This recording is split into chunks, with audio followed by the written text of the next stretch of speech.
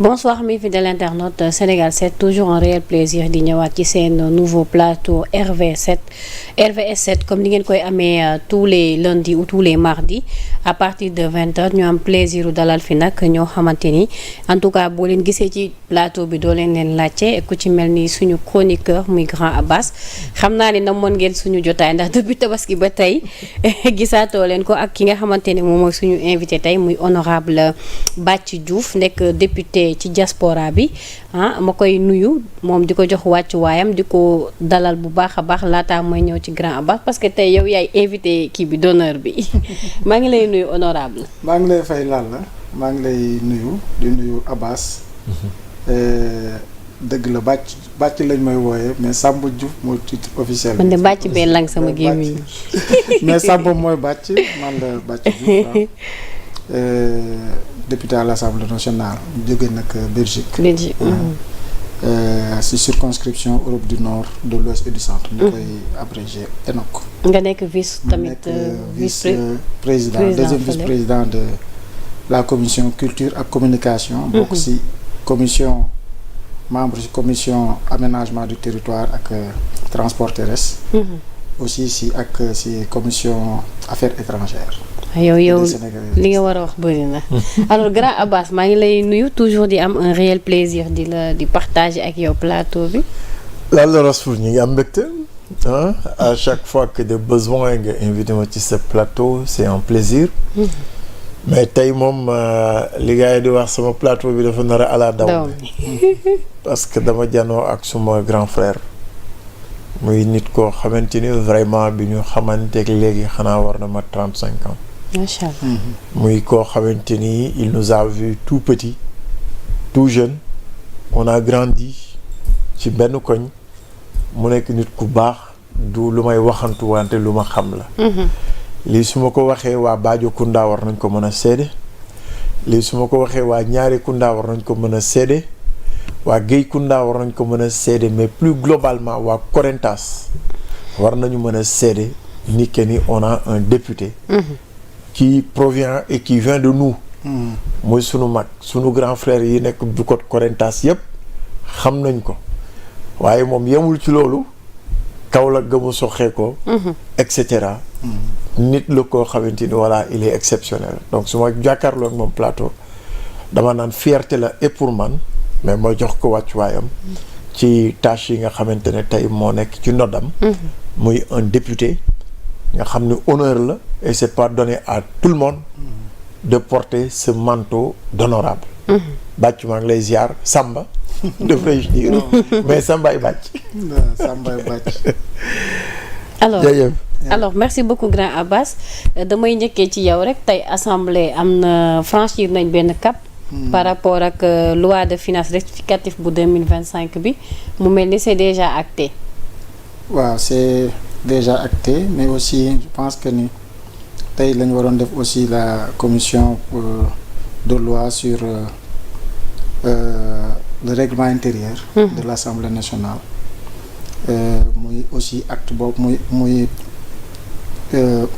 acte boo xam ne acte bu am solo la par rapport ak fi ñu jëm pour Assemblée nationale changer les règles du jeu de l'Assemblée nationale on va dire changer comportement yi changer lépp loo xam ne war nañ ko xalaat nañ war nañ ko mën changer parfaire ko loolu luñ waroon def la te ñu ngi ci yoon bi donc di xaar rek mu ñëw plénière parce que ñun tey man tey fekkewuma ko parce que dama amoon ay activités parlementaires yu ma def woon ak deux commission aménagement du territoire ak commission affaires étrangères loolu moo tax teewuma ci commission lu mu tudd ci réunion de commission boobu mais en ce que je sache que ni jàll na donc on se prépare peut-être d'ici la fin de la semaine pour ñu dem plénière.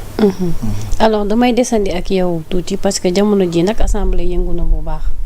ci polémique yi fi am par rapport ak yenn irrégularités yi wala bokk yenn privilèges yi parce que tout le monde se pose la question bu fekkente ni da ngeen bokk benn parlementaire.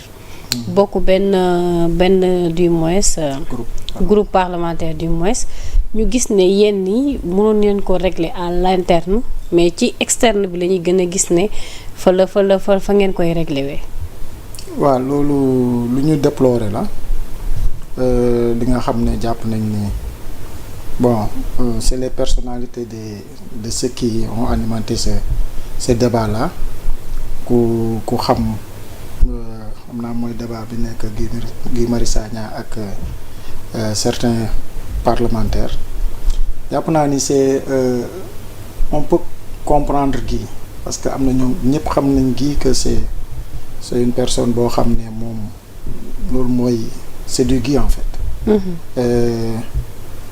lu ñu jàpp mooy lu ñu waroon mën a waxtaanee la suñ biir entre ñun parce que aussi loolu mooy bu nit boo nekkee en groupe war a mën a waxtaan ak ce groupe d'abord après li ci des mais yooyu yëpp nag jàpp naa ne du loo xam ne lu ñu war a en tout cas mënoon naa bañ a nekk coow en fait mënoon naa bañ a nekk coow donc en tout cas moi je comprends Guy et je comprends la position des autres aussi. xam naa ko bu baax donc jàpp naa ni war na weesu daal waaw lu ci des nag yi nekk ci biir yëpp yooyu bon ay mbir la yoo xam ne ku ci nekk mën nga ci am position waaw ku ci nekk mën nga ci am position peut-être position Guy mooy bi mu wax peut-être ñeneen ñi seen position mooy li ñu wax donc man daal je préfère di dugg ci débat yi nga xam ne mooy débat yi doxal réew mi yi nga xam ne mooy débat yi économique wala débat yi nga xam ne sénégalais yi dinañ ci gis seen bopp mais débat bu mel ni mais duñ ci gagner lu bari en fait donc c'est pas la peine je pense. Non mais les questions yi mu soulevé en fait. waaw mais yëpp question yi mu soulevé man jàpp naa ni moom xëy na gisu ci boppam wala gis na ci boppam mënuma la wax mais question yi mu soulevé ay question yu moom yu mu jàpp ni yu mu war a soulever la. am na ñoo xam ne jàpp nañ ni du waruñ ko soulever est-ce que question yooyu noonu jaroon naa soulever est-ce que yooyu yëpp bon man sincèrement comme je dis man liñ ma indee assemblée nationale li tax ma ñëw assemblée nationale.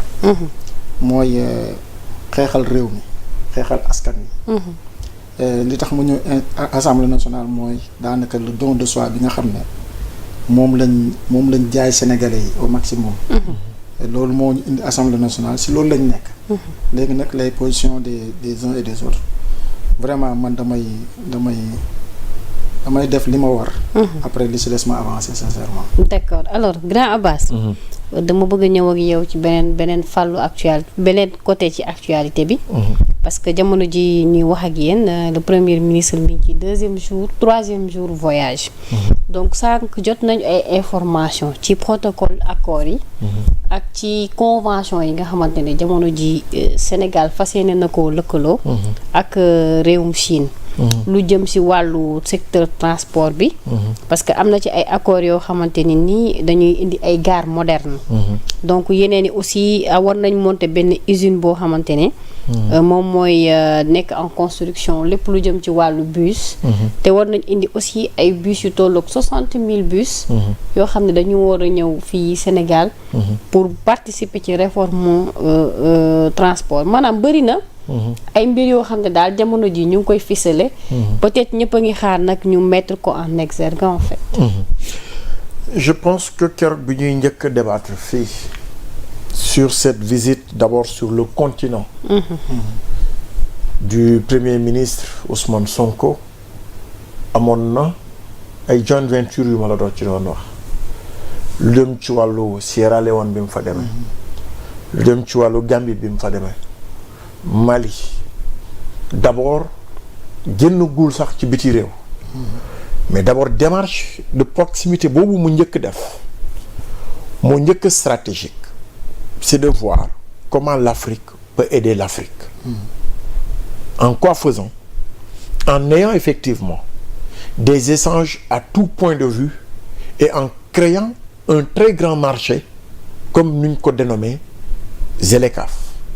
nan lañ koy mettre en œuvre tey mu dem Chine je pense que le voyage est venu à son heure parce que les anciens partenaires yi Afrique amoon ne sont plus viables muy la France muy l'Espagne muy Belgique etc.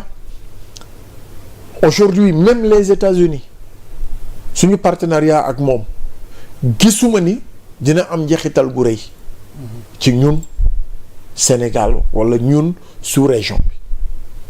benn partenariat laa gis muy le partenariat Chine Afrique loolu am na ay forum yu fi daan am diggante Chine ak Afrique te tey jii Chine moo am le potentiel jëm ci wàllu industrie de transformation Chine moo am le potentiel jëm ci rénovation du transport urbain et du transport sous-régional Chine am na potentiel bi lu jëm ci wàllu énergie Chine potentiel bi mu ci am dafa jéggi dayo Sénégal am gaz ñu ngi nii RGS war a tracé de Saint-Louis à Dakar tracé boobule il faut trouver un bon partenaire gagnant pas koo xam ne dafay ñëw surexploiter tes ressources yóbbu ko donc Chine nekk aussi un géant de l'automobile tey jii suñu car rapide yi foog ñu trouver leen solution génnee leen tamit ñu jël benn rek def ko ci musée doy na le reste yëpp dañ ko def feeraay boxam ko amatul ci jamono gis nga mbir buñ koy rus di waxante emploi yuñ ci ragal ak yëpp tout du ci am parce que bus yële bu ñëwee ay transporteurs sénégalais ñoo koy dawal ci gaar yi ay sénégalais ñoo fay nekk te buñ ci yem le transport sous-régional Chine bu ñëwee bëgg ñoo appuyer dans ce secteur waxuma la la nouvelle convention bi ñu def pour tabax benn usine à Mbacké boo xamante ni dafay moderniser le système des voitures militaires donc centre de montage boobu mais dafa am solo bus yi fan lañ koy monter du Sénégal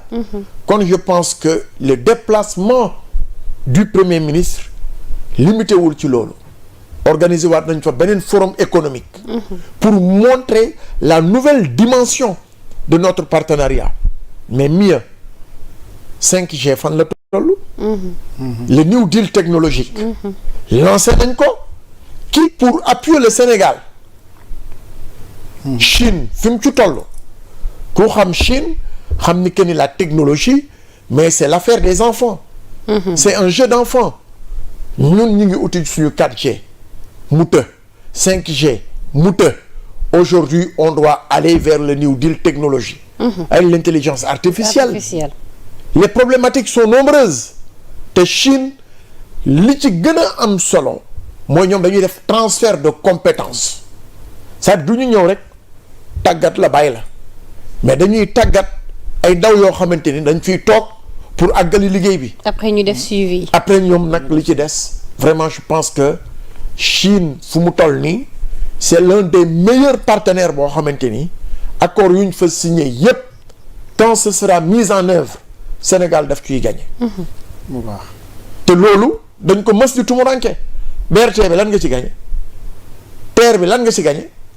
autoroute à péage. autoroute à péage bi lan nga ci gagné mais tey Chine nous propose un New Deal et technologique New Deal dans l'investissement ñu identifier des secteurs prioritaires foo bàyyi l'agriculture donc pour man Sonko a pris tout son temps pour réfléchir pour analyser et pour se déplacer à un lieu utile te bu ñu ñibbisee nag fan yii yëpp lu ñuy déglu dans le journal gis nañu ni que ni c'est avantageux mais moom ci wàllu boppam bu ñëwee ba wax ci bu boobaa gars yi dañu xam ci li mu téye lan la c'est opportun il faut qu'on change de partenariat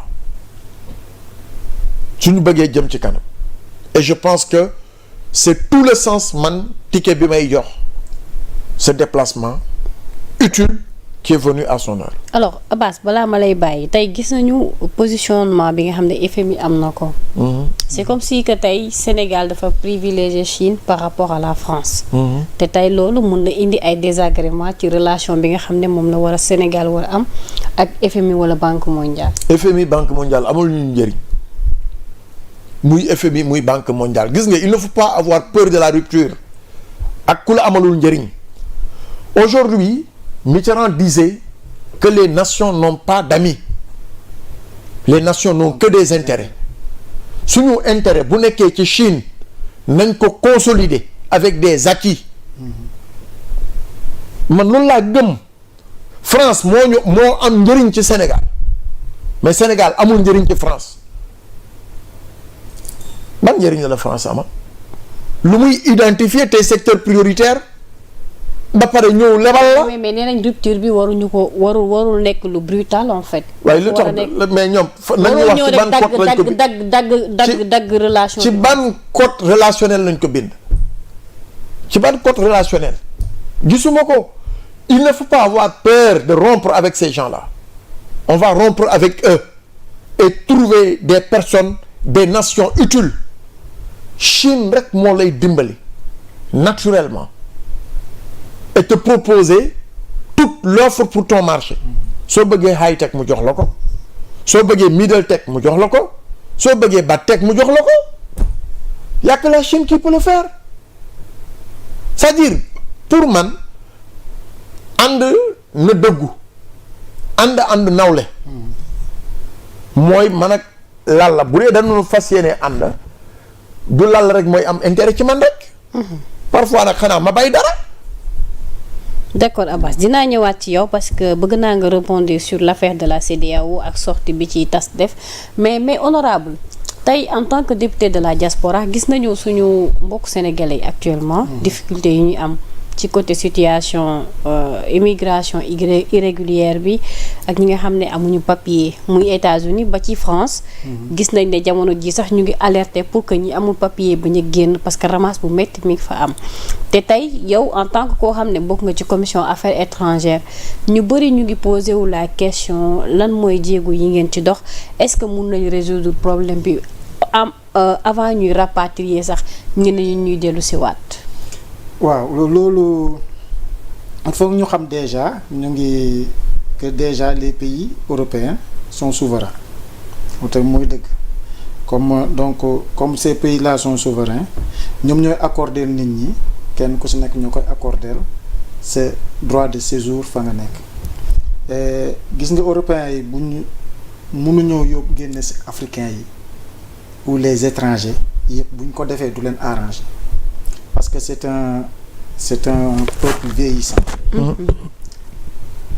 dëgg la nag ils sont très malins mooy ils feront tout pour faire qu'en sorte que africains yi xaw a tiit wàññi parce que ñi fa nekk la population qui est là-bas africaine ou européenne de l'Est. parce que fu mu toll nii boo demee Ukraine. les Ukrainiens les pays de l'Est ñoom ñëpp ñu ngi dugg biir France Belgique et autres. Donc à un moment donné on va dire de l'histoire ou de l'immigration pays yooyu noonu doonuñu woon dugg dans les pays de l'Europe de l'Ouest muy Schengen bi. espace Schengen bi wala Union européenne. espace Schengen daanuñu foon dugg. mais comme les Africains du Nord et les Africains du sud-saharienne dañ fa commencé bëri et il y a un problème en Ukraine à l'est à l'Europe de l'Est pour ñu contenir ñu xaw a nuroog ñoom ils ont laissé la porte ouverte à ces gens-là loolu moo tax ñu commencé téye dëgëral la migration des pays de l'Afrique subsaharienne et de l'Amérique du Sud. Européens yi li ñu def dañ koy xalaat la population africaine en tout cas les Européens d'origine africaine du Nord et subsaharienne dañ am doole foofu on va dire loolu moom mooy dëgg te munuñ du lu français yi def muy européens yi en fait en général munuñ def ba bàyyi ñu fa génn ñu fa ñëpp donc li may mën a wax par rapport à ces gens-là ñun en tout cas ñun Sénégal le pays qui nous concerne.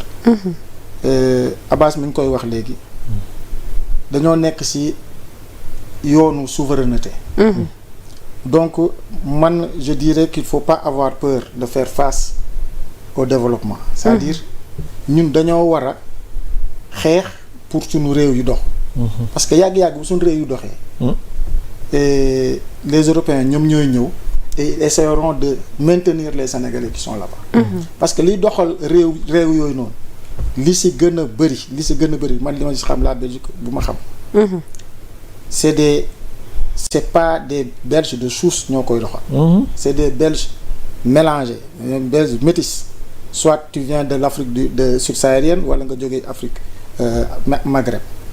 Donc il faut comprendre aussi que ni lu ñuy wax les fronts nationaux les ces gens-là yi nga xam ne on va dire c'est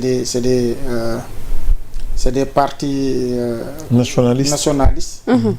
Partis yooyu ñoo commencé am doole en Europe. Et puis donc ils vont forcément essayer de faire plaisir à leur électorat. Mais du seen njëriñ que ñu def loolu. Mais aussi du conseil aussi les Africains les Sénégalais surtout. Aussi ñoom ñu nekk dans des postures yi nga xam ne duñ leen fekk ci lenn loo xam ne luy ñaawal deru Afrique la luy ñaawal deru Sénégal la. Parce que mi ngi commencé gën a métti fan yi rek y a 3 jours am na benn Sénégalais bu ñu faat en Belgique. Ce qui est dommage te lu ñuy mëtutu la.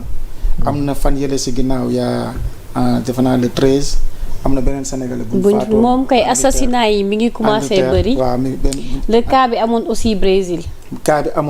donc mooy wone ni. te am na aussi benn cas bu ñu signalé au niveau de l'Italie ci benn un certain Da Silva bu ñu bëgg condamné à mort ci benn crime boo xam ne commettre ko donc mu jur tole foofu aussi. waaw loolu nag l'état sénégalais ak l'ambassade du Sénégal en Italie war nañ see góorgóorlu xool dem jàppale suñu compatriote boobu. su côté juridique avocat ak yooyu. comme ça au moins comme mu am le soutien du Sénégal en tout cas am le soutien de son gouvernement parce que loolu aussi lu ñuy naqarlu la parce que parfois il manque parfois des Sénégalais qui sont là-bas dañuy manquer parfois soutien état bi ñuy waxaat l'état de par le ministère des Affaires étrangères.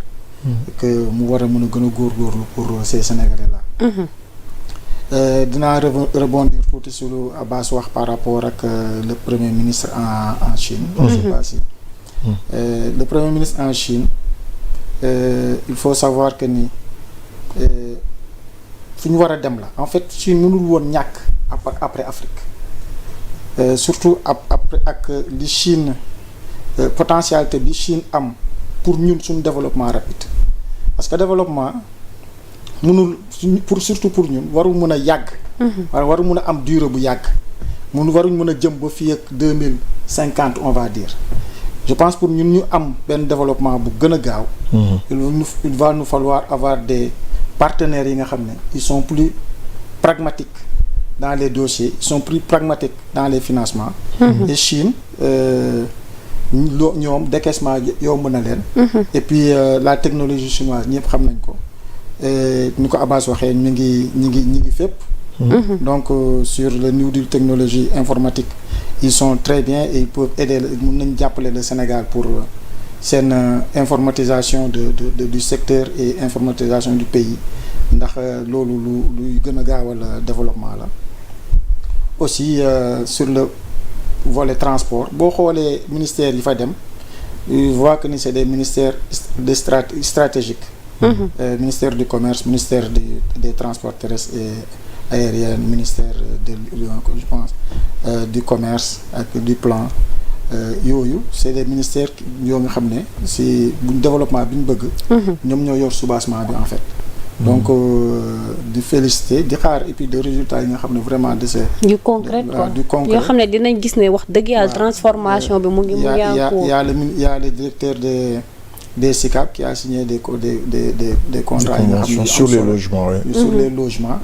te comme on veut aller vers au moins am des logements sociaux yi nga xam ne yu nekk si yu ànd ak jamono la.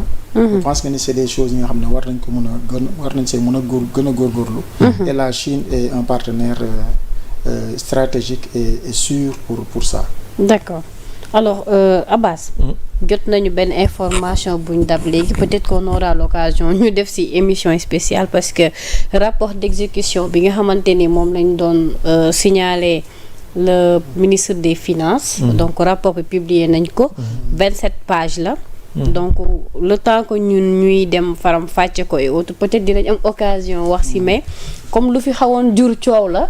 ci diggante Thierno Alassane Sall mi interpellé woon le ministre. Birahim Seck aussi société civile ñoom ñëpp ñu ngi doon demander à ce que ñu publier rapport bi donc ministre bi waxoon na le 23 dina ko publier te donc ñu ngi tey le 23 publier na ko. ne woon naa la jarul coow de gis nga l'obligation man ñaanu moon yàlla nekk ministre ci jamono juñ toll. ndax lan.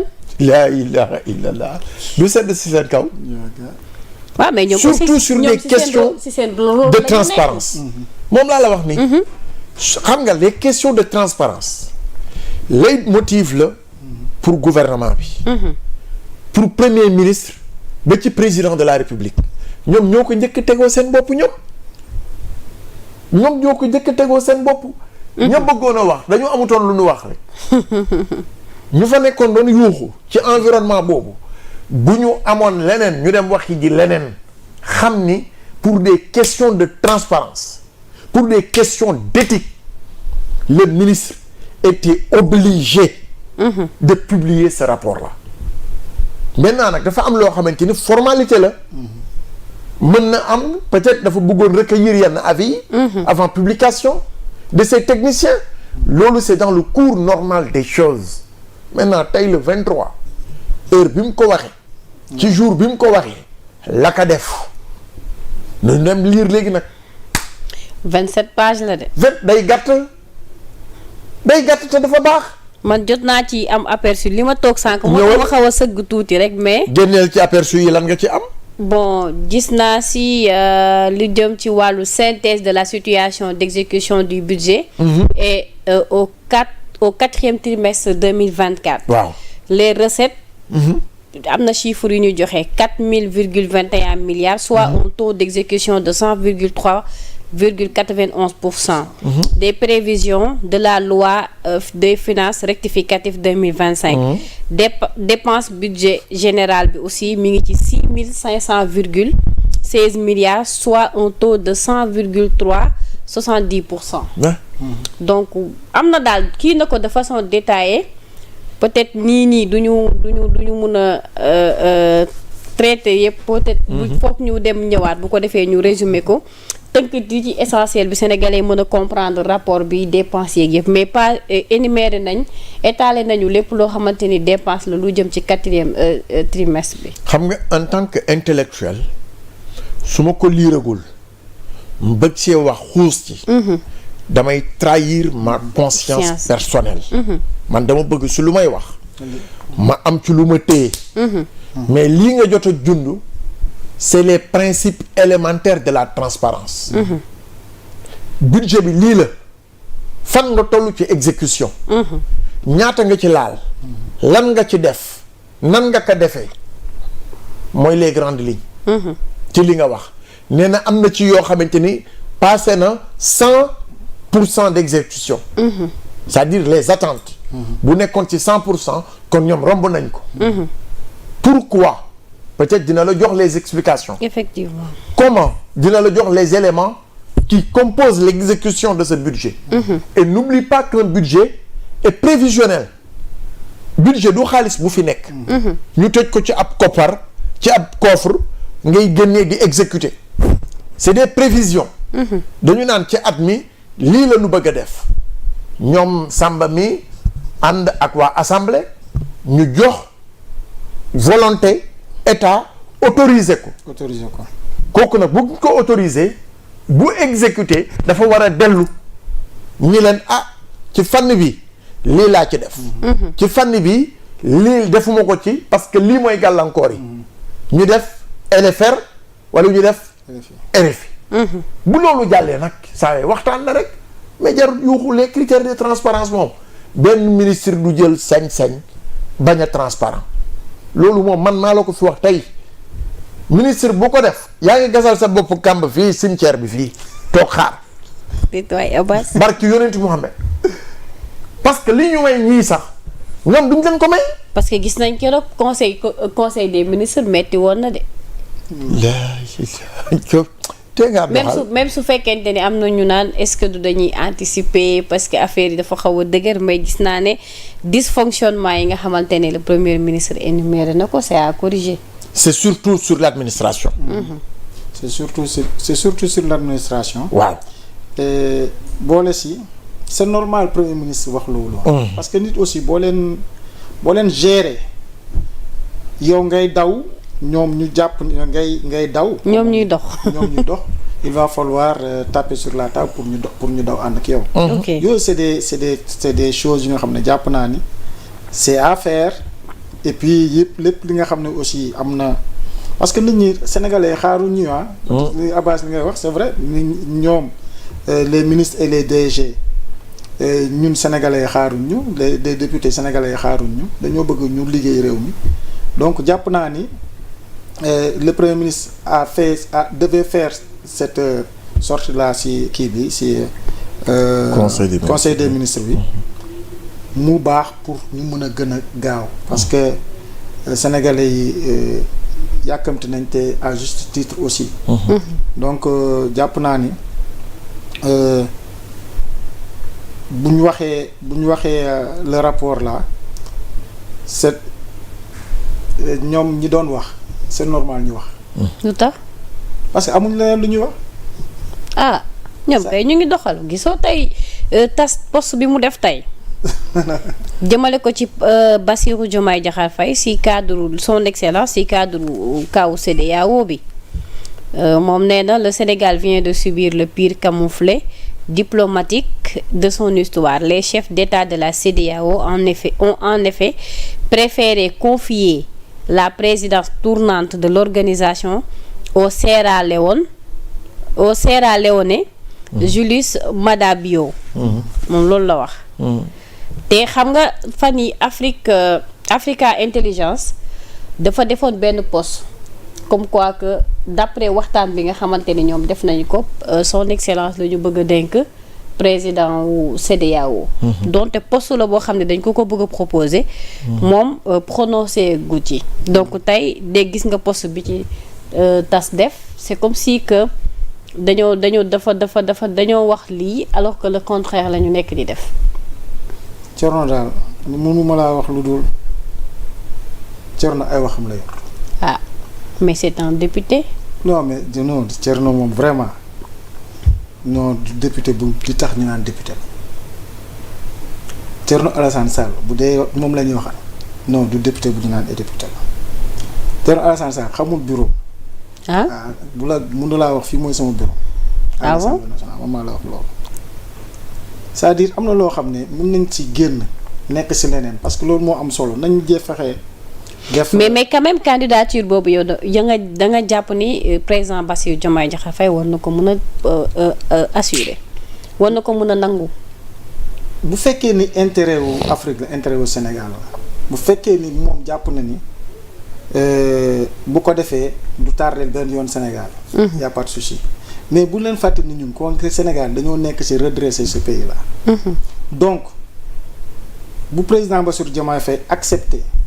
c'est parce qu'il doit le faire. bu accepté wul jàpp naa ni am na lu tax accepté wul donc xam nga lu may wax rek c'est-à-dire si tu parles de présidence d'un poste boo xam ne peut-être je ne vais pas dire mais peut-être lan moo ci un surplus pour le Sénégal c'est-à-dire il faut ñun ñu xam lan la. est-ce que jàpp ñu ne aussi poste boobu bu ko Bassirou Diomaye Diakhar Faye mënee am du gën a renforcer côté diplomatie bi.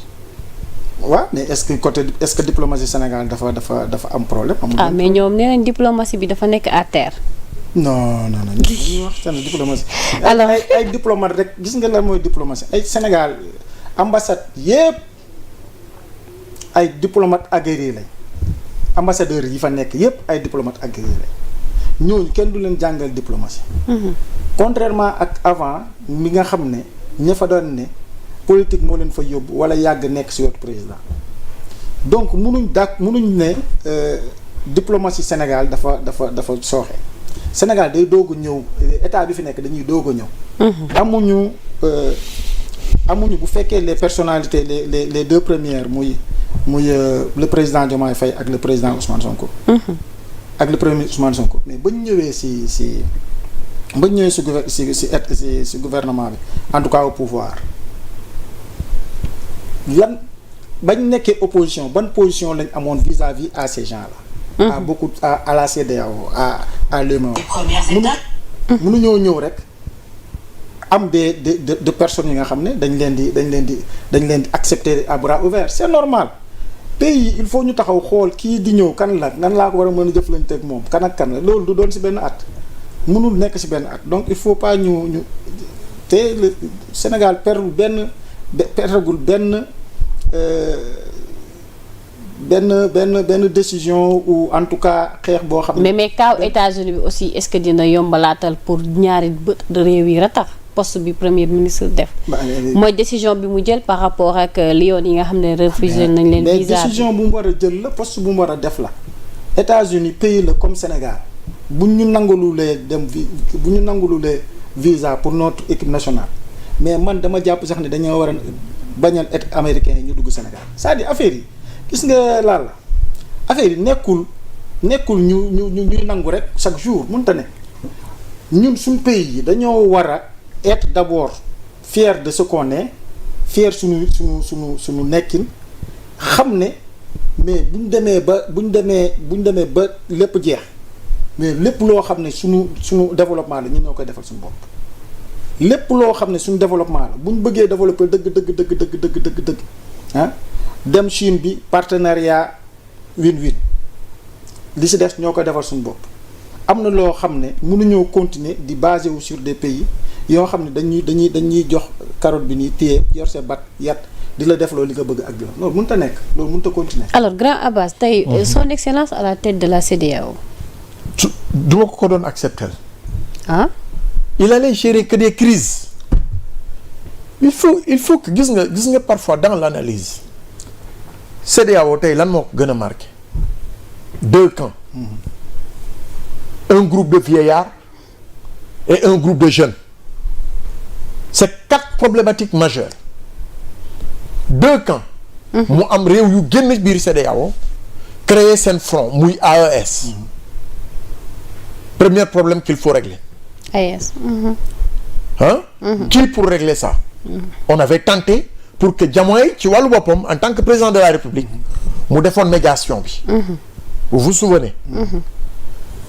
Deuxième groupe bi mooy le groupe des tocards de président Amadou Ñëw Afrique njëriñ. C'est l'identité propre de la France-Afrique. Mais man, je ne mange pas mes mots. Je ne cherche pas à faire plaisir à qui que ce soit.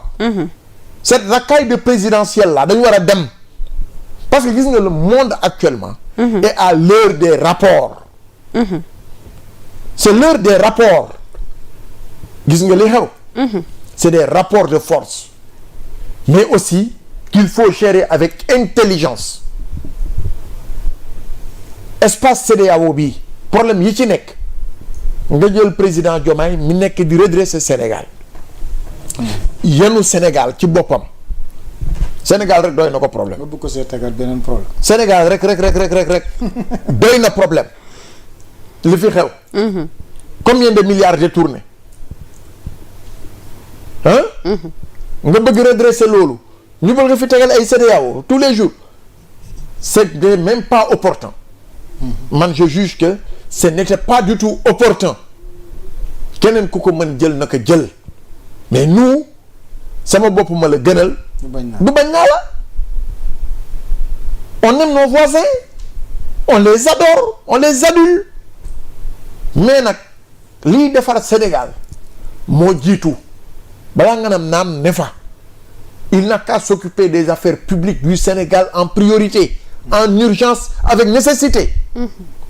gars yi dañ la yónni. yàkkamti la. na doxal réew mi moo ko soxla. est-ce que comprendre nga suma état d'esprit. te ñu bëri ñu ngi naan affaire yi dafa yéex dafa tagga tembe sentiruñu carrément ni dëkk bi mu ngi dox. dégg nga bëgg see boole yenn waat. beneen problème. waaw. c'est-à-dire am na loo xam ne ces gens-là dañuy wax rek. léegi ki la wax loolu moom. mais est-ce que aussi pouvoir bi mu ngi baral ay jéego. ci côté illallah mais waaye yow baral bi yow lan nga ko jàppee. bon parce que damay gis ñu bëri dañu naan amagul benn réalisation wala dara lu acté. léegi as tuut baal ma as tuut si li nga liir yow nii. li nga liir. si rapport bi as tuut li nga si liir jàpp nga ne ñi ngi baral wala baralul.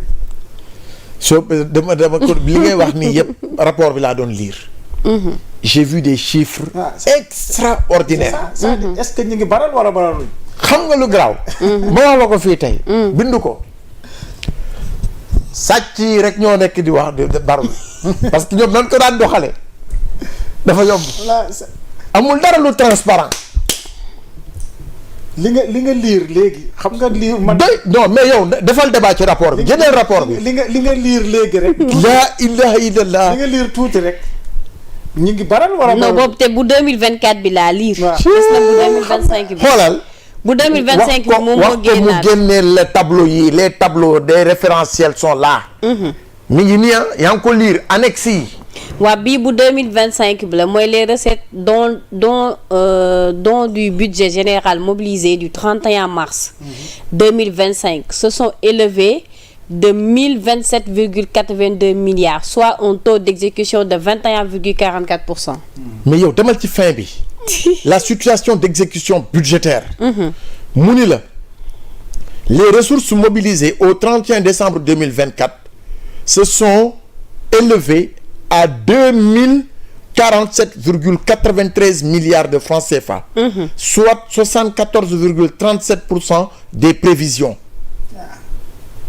dégg nga. mu ne la les réalisations des recettes sont réparties comme suit les recettes propres. 999,97 milliards. Les transferts directs de l'État. 470,57 milliards. Ils sont répartis entre les transferts courants et les transferts de capital. Pour respectivement 335,62 milliards et 134,99 milliards. Les ressources extérieures 569,34 milliards. Les autres emprunts 8,4 milliards. xoolal les autres emprunts nu mu faible. mi ngi dox wala doxul. nañu taaxirlu li lëbbajoo te laxu sàcc yi def ko fi moo tax mënta dox waaye day gën a dox léegi. alors Yankoba maa ngi lay yónnee document bi comme ça nga na ko si ñambaas nga affichel ma kii bi visuel bi bu ko defee gars yi mun a gis page yi mu défilé ci écran bi. alors xam nga lu tax ma posé wu question boobu. parce que dama gis ce matin am na ci opposition bi Mohamed dafa posé benn question. Mohamed la Ahmed Diallo. comme quoi que nee na dañu guy lu muy def diversion la parce que am na benn 22 milliards je crois bu ñu emprunté di ko camoufler ak aussi Côte d'Ivoire lépp nañ fa donc moo tax ma ni état bi aussi le ministre dafa war a génn muy communiquer ci emprunté yi yan lañu acté ak yan lañ acté wul parce que tamit parfois information yi jàll bu dee nit ñi amuñu ci information tamit poste yi ci nit ñi di def mën nañ jàpp ni loolu am la. xam nga ñenn ñi lan mooy seen stratégie. waaw prêcher le faux pour avoir le vrai.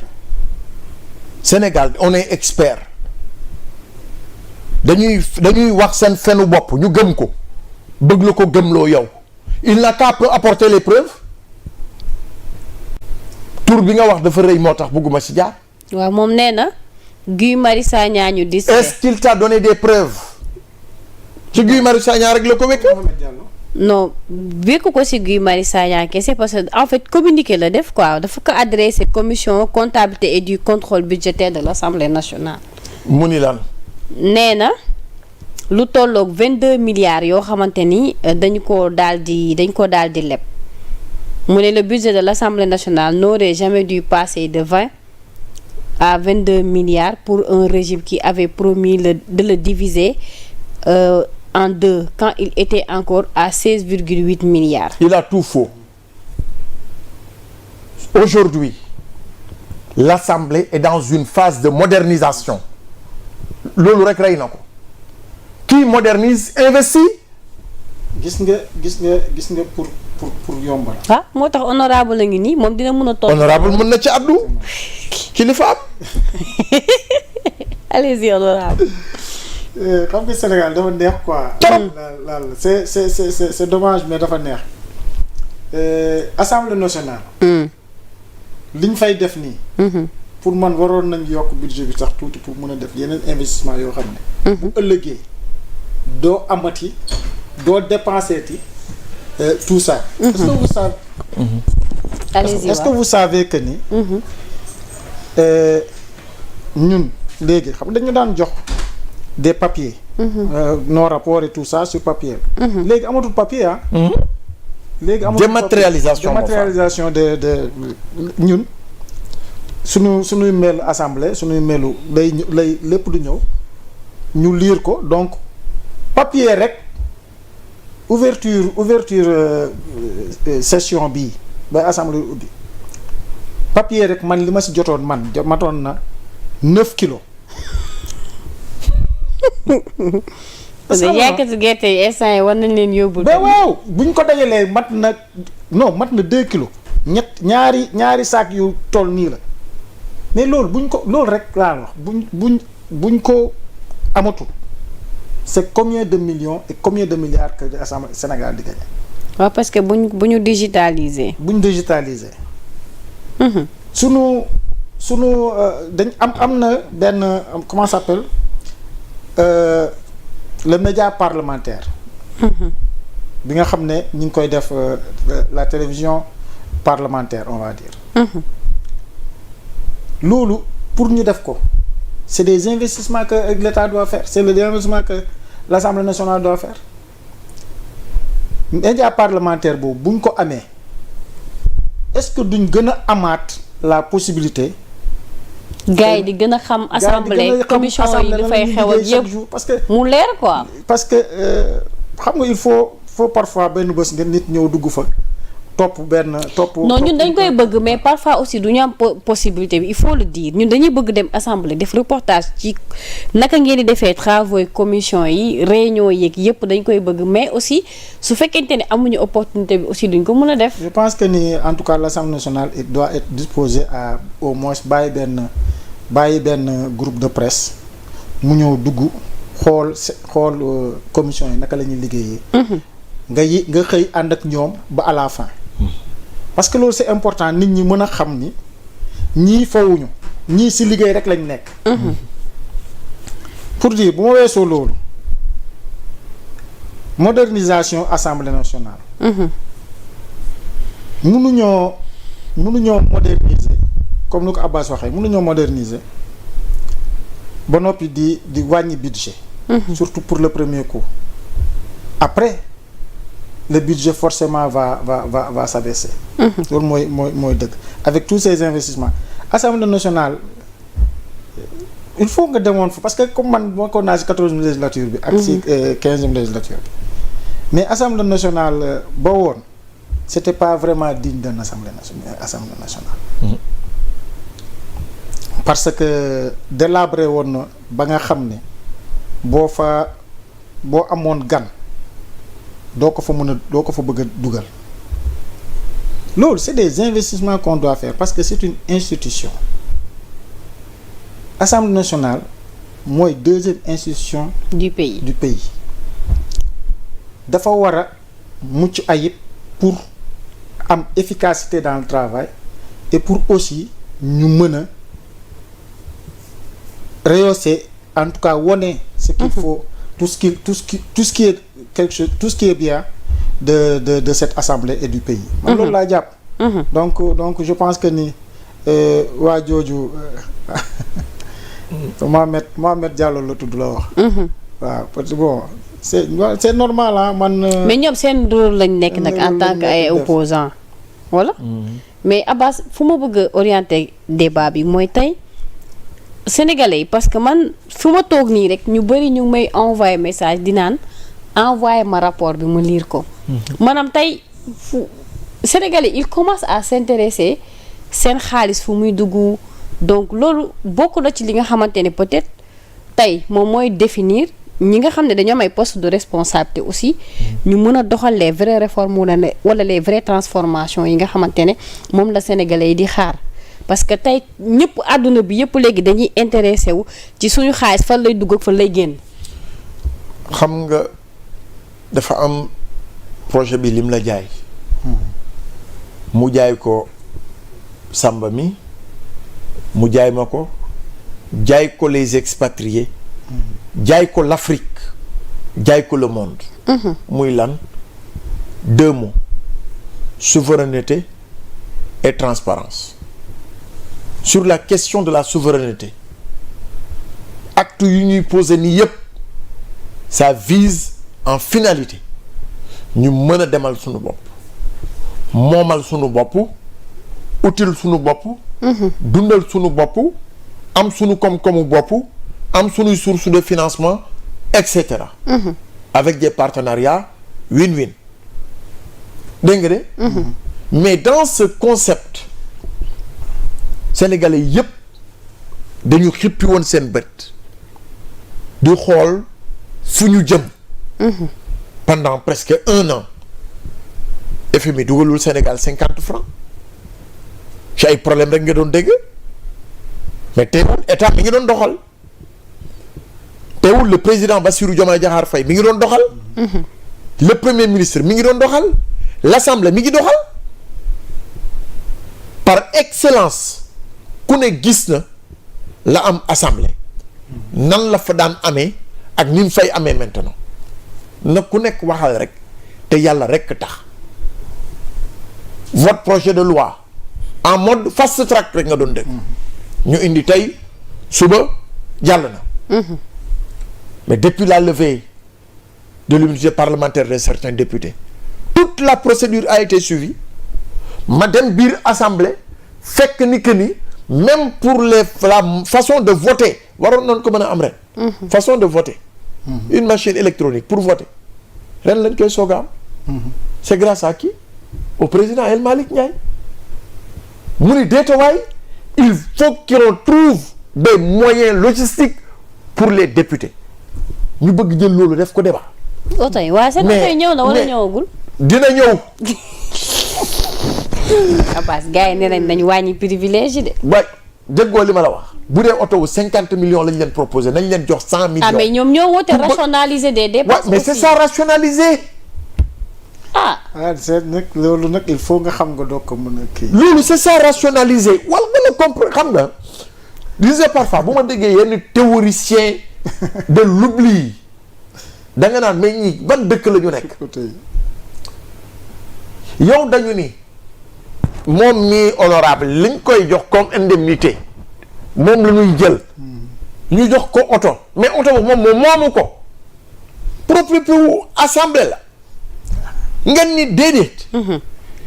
député buy jógee Saara Alkali fële ca àll ba. non mais Abbas. Abbas gis nga wàllu oto yi. je pense nit ñi ciy wax yëpp. mais nee nañ offre appel d'offre bi dafa restreint. waaw pour aller plus vite xam nga pour aller plus vite aussi. parce que maanaam defuñu ko appel d'offre boo xamante ni parce que am na si ñoo xam ne peut-être bëggoon nañ postuler et tout c'est comme si que dañu ciblé. appel d'offre bi ki ñu ko bëgg a jox rek ñu jox ko. non. beneen problème. c'est pas ça. waaw mais moom raison pour laquelle nag may poser question bi xam nga am na ci question yoo xam ne yéen du ngeen ko jot. Abbas mii du ko jot mais man personnellement dama koy jot parce que man je suis toujours en contact avec des Sénégalais. Donc peut-être ñoom dañuy jàpp ni information yi ñuy véhiculer yu am la moo tax yéen boo leen ñëwee ngeen leeral moo tax ma teg question boobu ci kaw table bi. léegi dañ dem d'abord ci question wu oto yi. acquisition oto yi. kuy réfléchir tuuti rek da ngay xam ne c'est de l'intérêt du Sénégal je vais dire de l'intérêt de l'Assemblée nationale et des Sénégalais ni dañuy économiser moo tax ñu nar a jënd oto yi jox ko député yi ba noppi ne leen moomu leen oto yi Assemblée nationale moo ko moom parce que député boo laajte ci format boobu député boo laajte en tout cas ci de la député boo laajte boo ko ne woon ban moo la gën a daa noonu man nañ ma jox sama 900 000. oui. léegi 900 millions dañ leen ko commencé ci délai wala. non joxewuñu ñu ko. depuis législature ba mu tijjee ba tey dañ ko bloqué. dañ ko bloqué. ok mais kon assemblée yéen waroon ngeen def communiqué ci loolu pour mu leer dama jàpp ni polémique bi am ñàkk communication am na ci part de responsabilité. waaw loolu la ñàkk communication peut-être nag c'est mais aussi sénégalais ñoo yomba. emporté rek. oui. ñu ne la yow dañ lay jox 900 000. waaw par weer. 14e législature. 900 000 yi yow jënd ut ci vélo ut ci vélo pédalo wala denc ko sa compte yaa xam mais 900 000 yi yaa ko moom. ok bii ñu ne la 900 000 yi ñu la doon jox. joxatuñ la ko. dañuy jënd oto pour assemblée nationale ci 900 000 yooyu ñu la doon jox. nga koy dawal yow bu oto bi bu assemblée nationale jeexee maanaam bu législature bi jeexee nga delloo ñu suñ oto. ok. ngeen ne gars yi ne yàq la. mais la mooy yàq la soo paree oto yi da nga koy delloo beneen législature bu ñëwee ñu bénéficier woo ko. léegi bon état bi si ñun si les 165 députés yi dina économiser 60 député bu nekk 54 millions. député bu nekk état bi dina économiser 54 millions ñu ne yàq la ça parfois tu ne comprends pas parfois da nga naan mais bon. ah mais yéen a leen yee loolu ngeen wax yéen a leen éveillé moo tax peut-être. ñuy bu ñu la éveillé tamit nga xam ni yow liñ la éveillé nga réfléchir tuuti nga teg nga xool calculer na est-ce que moo gën ci Sénégal wala moo gënul ci Sénégal parce que mënuñ la ne. parce que mënuñ la ne yow. yow lii la rek non oto yi dafa cher bu ñu leen jëndaloon oto 100 millions. kii ko moom assemblée nationale ko moom. moom la Abbas di la wax ni c'est-à-dire oto bi ñun moomuñu ko député bi moomu ko. du nekk sax seen tour du nekk sax tour assemblée la du nekk ñoom ci seen tour. c'est-à-dire c'est ce qu'on appelle des voitures de gage. ci turu assemblée la nekk. ñoom ñoo ko. mais yow léegi loolu dafa jar débat. ak di yuuxu ba say pour di wow. mais Abbas ñoom nag ay opposants lañ am nañ droit wax. am nañ droit jouer seen rôle. waaye nañu bàyyi tamit assemblée jouer rôle am pleinement. d'accord sànq maa ngi lay wax le député bi quitté Médina Yoro Fula di ñëw dafay da nga koy jëloo car rapide ak Ndiaga Ndiaye. non mais fu mu toll nii moom lay jël mais c'est ce que je dis. parce que amul indemnité de transport. voilà. donc buy ñëw si yooyu lay dugg ku si amul oto Ndiaga Ndiaye ngay jël wala car rapide. waaw. mais rab su day fay de. yow na député yi gaaw jot seen oto. mais moom mi ngi nii laaj naa ko délai bi kañ lay ñëw kañ lañ leen di jox. man daal bu ma doon le président El Malick dinaa accélérer cadence bi. ba ñu jot seen oto. mais man yëg naa ko gagné marché bi. waaw loolu alhamdulilah na gaaw na livré. du ma ko defal publicité nag mais am na tamit beneen ku nekk ci secteur boobu bu dénoncé nee na marché bi niñ ko. yoo doxalal ah Serigne la xanaa. non du Serigne. bon ku siiw la ci dëkk bi comme ñoom tamit ni siiwee rek. waaw garaawul. du ma def publicité moom. publicité moom du ma leen ko may gratuit bi d'accord alors bu ñu jeexalee mënuñu tëj te duñu waxtaanee ci géopolitique bi grand Abbas. parce que nag affaire bi mi ngi jël beneen tournure. parce que démb Donald Trump. dafa am ay missiles yu ñu dóor ci ñetti sites nucléaires yu ñu ciblé Israël. waaw fële du moins Iran. donc seen gardien de la révolution bi nee na sites yi sax déjà déplacé woon nañ bombe nucléaire bi. de ce fait amul endommagement bu grave muy Fordo. fa lañ dóor affaire yi tey Iran bombardé na benn base américain bu nekk booru Qatar. Donc mbir mi ngi jël beneen tournure en fait te tey guerre bi bu continuer alliés yi bëgg ci dugg économiquement mooy loolu ñu war a tëj détroit d'Ormuz mooy monde bi moom ku ci nekk da ngay rester intact ne. Léegi nag bon quelle doit être la posture de l'Afrique wala du pays. noppi te maandu si. nopp te maanu si waajal seen bopp. pare ñun ñu fexe pare. gis nga réew. réew. moment yii nii bu demee ba continuer moment yii nii lañ war a xam lan mooy réew waa réew mi nan lañ war a def pour xam ne ñoom vraiment jot nañu moom seen bopp. mënuñu Covid 19 ñëw ba jàll. Afrique bougé wul mètre ñu nar a am des situation bu nar a ñëw nii. mu dem ci jamono bopp sa bopp lay doon. ngay am yaakaar ci ñi nga xam ne ci coono lañ nekk. parce que Amérique talatul kenn coow lay bari mais talatul kenn ma ngay jéem a xool naka lay fexe ba sécuriser boppam sécuriser ay base am fu ñu ne. Européens yi gis nga leen wax seen wax ji bariwu ci ñoom nee nañ ko arranger parce que arrangé wu leen ñoom. ñun Afrique dañoo war a pare pour nga xam ne yi ñëwaat jamono yi ñëwaat. jamonoy Afrique lay doon. donc nañ leen jàpp comment on dit ça nañ leen jàpp ñu remonter les manches ñu liggéey suñ réew mi parce que c'est important gis nga affaire du chaque jour dama koy wax affaire du ay ñaan ñaan ñu may la nga développer. développement nit moo koy defal boppam. tubaab yi développé wuñ parce que dañ leen dimbale dañoo yeewu ku nekk tax ok sa tànk sa tubay say manche. dem liggéey nañ leen gën a góorgóorlu ci ce qui est le développement am culture. travail. te bañ a am culture wax. am na solo alors Abbas yow aussi nga terminer foofu. Le monde avait frôlé le pire. ci diggante Ukraine ak Russie. ñëpp jàppoon nañu ni àdduna fa la doon jaar. takk ba faw. yàlla dimbali ñu. wis si ndox mu sedd. ba wisa gum si. mu wisa gum si ndox mu sedd. teewul les grands alliés. ñi ngi wax entre ñoom. les sous-alliés comme l'Afrique. bokkuñu ci dara. ay sikkim lañu rek. gëstoo leen yóbbaale gëstu rek moo leen yóbbaale. maintenant de l'autre côté on a un président immature muy Donald Trump moo nar a taal àdduna. gis nga dañu def attention. nee na day woote la paix. dernière information xam nga gis nga li muy wax noonu. ce ne sont pas des déclarations de conviction. quand ils sentent les intérêts menacés des États-Unis ci lay jéem a apaiser. mais moom na bàyyi ñamu ñemb laxu seen ginnaaw. mu leen di jox yat ñuy dóor. je l'avais dit. l'Iran souffre.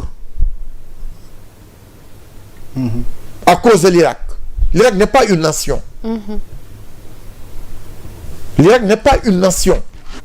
yëkkati nañu drapeau jéem ko légaliser. mais aujourd'hui le monde musulman est silencieux face à l'injustice bi nga xam ne moom la ñu nekk di dund. qui pour sauver la face. Kim Jong-un moom dama koy ñaan yàlla bokkul ci affaire bi. suñ tontoo dañ ko koy ñaan mooy waay su gàttu su soosu. kii nee na borom pàncaam. mais maillon bu baax la nag si affaire bu baax l'équilibre la. équilibre la. la ilaha problème bi mooy moom fi mu nekk nii moom mu ngi wut kut dugg ci xeex bi. moo tax wax ko mu may ñu nañu may photo borom pàncaam ñaan rek. waaw na moom nañ ko ñaan may ma photo xaama yónnee la photo Kim Jong-un. mais waaw moom. gis naa dernière kii bu mu def. moom daa bëgg a dugg daa bëgg a bokk. moom. maillon essentiel la moom mooy yor équilibre. équilibre de la terreur. xam nga en relation internationale moom mooy équilibre de la terreur. Et tu as vu que même aujourd'hui le président russe mi ngi waajal boppam moom it. Donc c'est ce que je te dis géopolitique bi fu ñu toll nii géoéconomique bi moo bëgg a ëpp doole. Mais c'est quoi la part de la responsabilité de l'Afrique? nañu waajal suñu bopp. gis nga cette question de souveraineté bii ñuy wax l'Afrique doit être souverain alimentairement. L'Afrique doit être souverain énergétiquement. L'Afrique doit être souverain de par ses ressources humaines. lu ne am nañ ko mais lan moo des c'est la cohésion sociale. Et le travail. Honorable député wax na ko léegi bu ñu liggéeyul benn bis la ñuy suul. liggéeyul dootuñ dem parce que nit ñi dootuñ ñële sal jox ñu. mais le monde dafa tourner et je t'avais toujours dit ce 21e siècle là siècle Afrique la. bu fekkee ne jël nañ. bu fekkee jël nañu suñu responsabilité man c'est ce que je t'ai toujours dit donc il ne faut pas avoir peur. ba pare jéem uti ay ingénieurs. mais yow ñaata ingénieur ñoo jógee Afrique fii di dem. kii xam na li ma koy wax mais tax capitaliser wuñ ko kon. mais mënuloo ko capitaliser parce que la fuite des cerveaux boo demee Boeing ñan nga fay fekk des Sénégalais des Africains. Europe boo fa demee à part seen màgget yi ñun ñoo yore seen lépp les noirs africains ñoo yore seen lépp ñoo yore seen sécurité ñoom ngay gis ci police bi. ñoom ñu ci bëri ñoom ngay gis ci gendarmerie bi. ñun ñoo yore seen assainissement. ñun ñoo yore seen marché. boo demee seen compagnie télécom yi. que des Africains. que des Africains ñoo yor lépp. oui. boo demee gis nga. waaye Maroc gii rek boo fa demee Afrique ñoom sénégalais yi kese fa nekk. neex na donc am nañ léegi nag lan mooy politique bi mooy ñu inciter. Ces gens-là ñu ñëw. très bien ñëw bi tamit fekk fi industrie yu fi nekk ay entreprises yoo xam ne dinañ ci mën a liggéey. non mais xam nga loolu foofu laay rejoindre honorable il faut créer les conditions d'un climat des affaires apaisé ñooñu toog foofu ñoo la gën a bëgg ñibbisi mais li ñuy ragal parfois bu ñu ñëwee. liñ fi yaakaar duñ ko fi fekk. mais man j'en ai vu certains. et puis yow surtout diaspora bi ñu bëri dañuy bëgg ñëw investir mais xamuñu ban voie la ñuy jaar. man gis naa ñoo xam ne si jamonoy Macky Sall ñëw nañ fi def fi 1 an 2 ans delluwaat. ouais. mais parewaat nañ pour ñëw. ouais. Et cette fois-ci j'espère que ni dinañ leen mën a accueillir bu baax et puis climat bi nga xam ne. climat des affaires bi nga xam ne ñoom war nañ ko mën a fekk fii. ñu fekk ko fi ñu liggéey parce que gis nga loolu rek laay jooy mooy lu tax Sénégal suñu gouvernement yi profité wuñ ci diaspora Sénégal. ouais. gis nga buñ profité woon ci diaspora sénégalaise mun nañoo développer le plus très vite. gouvernement bi nag mi ngi am na ci vraiment pas bu mag bu muy dox. et que je pense que war na mën a dem. il y a au moins 150 personnes yoo xam ne ñëw nañ di liggéey dans le gouvernement jóge dans la diaspora di fayeeku moins. te liñ doon fayeeku. absolument. di def ay sacrifices yu rëy pour réew mi. seen ministre de la communication ci la bokk. waaw mais moom tamit nekko presse bi nit ñi tamit sonn nañ torop. waaw ministre bi moom xaritam la doomu non mais xam nga wax mooy indi wax parce que tamit metti na quoi metti na de. xaritam la de doomu mënoo bañ a ñàkk am partenariat amoo convention. non dafa war a aide de la presse ñëwut loolu yëpp nga tëj porte yooyu yëpp. non dina ko régler. déet mi ngi bëgg yàgg nag léegi ngeen def fi 2 ans. non 1 an et demi lañ fi def. waaw léegi ngeen def 2 ans dama leen koy fàttali rek. mais pour te dire. si fi mu nekk foofu la war a nekk. non ñu noonu en phase pour ñu assainir. pour ñu xoolaat d'accord mais am na ñoo xam ne moom moo publier liste mu ne ñii ñuy en règle. mais la lay xaar ci ñoom pour ñu jox leen seen convention yi. daa jotagul rek. mi ngi bëgg a yéex de kon. yeggale mais pour te dire ñooñu ñi ngi xaaraat yeneen sénégalais ñëw pour dire la vérité bi lay am na ay sénégalais yoo xam ne dañuy xataraayu pour ñëw liggéey si on doit les ouvrir les portes. d'accord buñ ko defee rek bu soobee yàlla jàpp naa ne réew parce que li coow li mooy ñun ñëpp si lu ma jàpp mooy dañoo bëgg réew mi dem. ah bien sûr ñun kay bëgg nañ réew mi avancé nag. waaye loolu rek nag lañ bëgg.